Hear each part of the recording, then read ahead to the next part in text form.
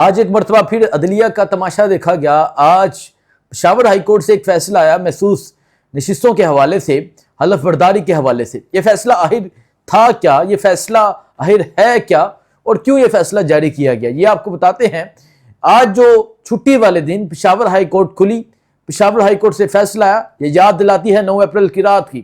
9 April کو جس طرح رات 12 بجے عدالت کھولی گئی، جس طرح جب وزیر اعظم کو ہٹایا جا رہا تھا، جب اس پاکستان کے مقبول وزیر اعظم عمران احمد خان نیازی رات 12 بجے ڈائری لے کر نکلے تھے، تب رات 12 بجے عدالت کھلی تھی۔ اور اس کے بعد آج دیکھا گیا، آج ایک مرتبہ پھر پشاور میں چھٹی والے دن عدالت کھلی گئی ہے۔ کیوں؟ یہ آپ کو بتاتے ہیں۔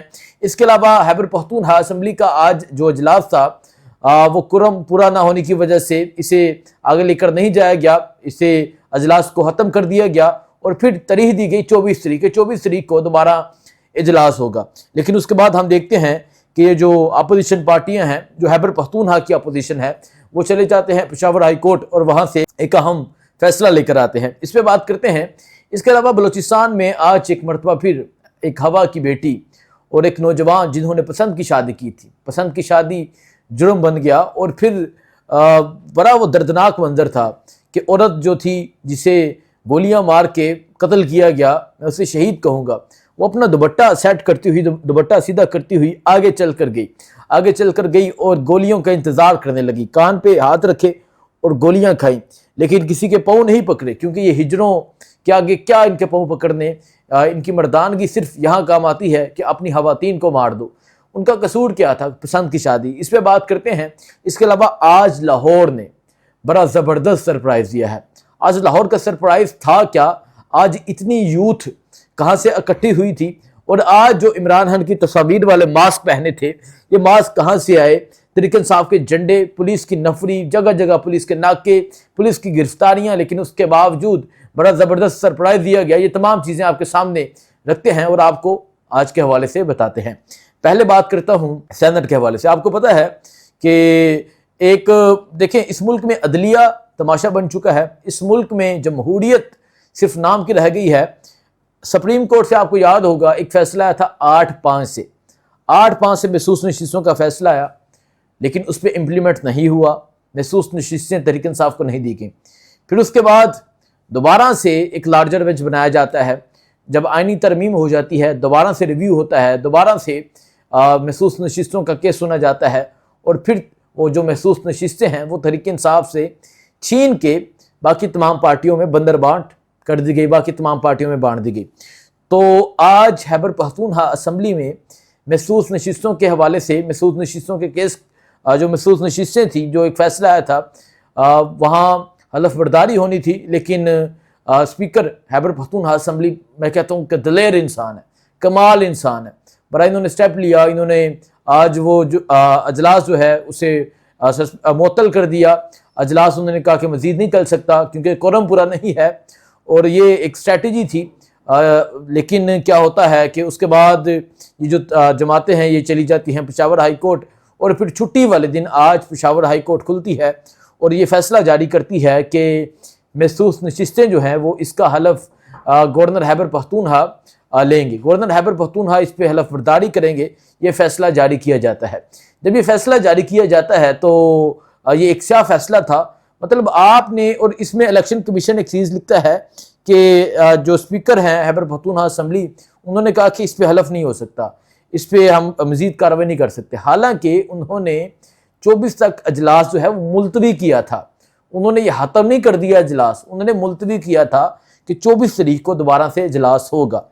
ایک تو الیکشن کمیشن یہاں غلط ہو جاتا ہے، دوسرا آپ کو پتہ ہے کہ عدلیہ ان کی ہے، جس طرح آئینی ترمیم کے بعد انہوں نے ججز کی تعداد بڑھائی، اسی طرح پشاور ہائی کورٹ میں بھی جسٹس ابراہیم جیسے اب جج نہیں ہیں، اب انہوں نے اپنے مرضی کے، اپنی پسند کے جو ججز ہیں وہ وہاں لگا دیے ہیں۔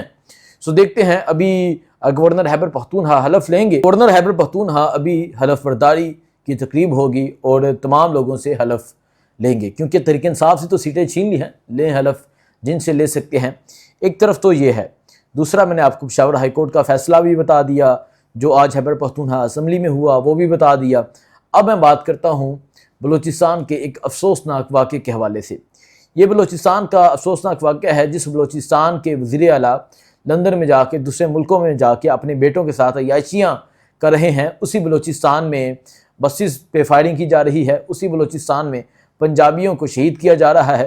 اسی بلوچستان کا یہ افسوسناک واقعہ ہے کہ غیرت کے نام پہ ایک نوجوان لڑکا اور لڑکی نے نکاح کیا، اور پھر غیرت کے نام پہ جو لڑکی کا بھائی تھا اس نے اور ساتھ اس کے قبیلے کے لوگ تھے، وہ اپنی پجاروں پہ گاڑیوں پہ آ کے انہوں نے ان کو پکڑا، اور ان کو پکڑ کے دور ایک صحرا کی طرف لے کر گئے۔ اور جب وہاں لے کر گئے تو ان کو پتہ تھا، لڑکی کو بھی پتہ تھا، لڑکے کو بھی پتہ تھا اب یہ کیا کرنے والے ہیں۔ تو وہ جو لڑکی ہے بڑی دلیر تھی، اس نے اپنی چادر سیدھی کی، چادر سیدھی کر کے وہ خود ہی چل کے گئی، حالانکہ کسی کے پاؤں نہیں پکڑے، گرگراہی مطلب وہ فریاد نہیں کرتی رہی، وہ چیخیں نہیں مارتی رہی، وہ زندگی کی آواز نہیں لگاتی رہی، وہ خود ہی چل کر گئی۔ اس کو پتہ تھا یہ کیا کرنے والے ہیں، کانوں پہ ہاتھ رکھے، اور لڑکا جو ہے وہ شوٹ کرتا ہے دونوں کو وہاں قتل کر دیا جاتا ہے۔ اور یہ قتل جو ہے یہ انسانیت کا قتل ہے۔ یہ معاشرہ جو ایک انسانوں کا معاشرہ ہے، یہ انسانوں کا نہیں رہا، یہ حیوانوں کا بن چکا ہے۔ اور بلوچستان جیسے علاقوں میں یہ صورتحال دیکھنے کو مل رہی ہے۔ اب حکومت کو تو چاہیے یہ جو تمام لوگ تھے جو وہاں پاس موجود ویڈیوز بنا رہے تھے، جو فائر کر رہے تھے، ان تمام لوگوں کو لٹکانا چاہیے۔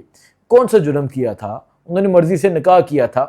یہ بلوچستان کا ایک افسوسناک واقعہ ہے، اور پھر ساتھ ویڈیوز بھی بنا رہے ہیں، ساتھ ویڈیوز بنا کے وائرل کر رہے ہیں، کیا پیغام دے رہے ہیں۔ بہت دکھ ہوا یہ دیکھ کے۔ اب میں بات کرتا ہوں لاہور کی۔ دیکھیں، ہمیشہ ہم یہ سنتے ہیں کہ لاہور جاگتا ہے تو پاکستان جاگتا ہے۔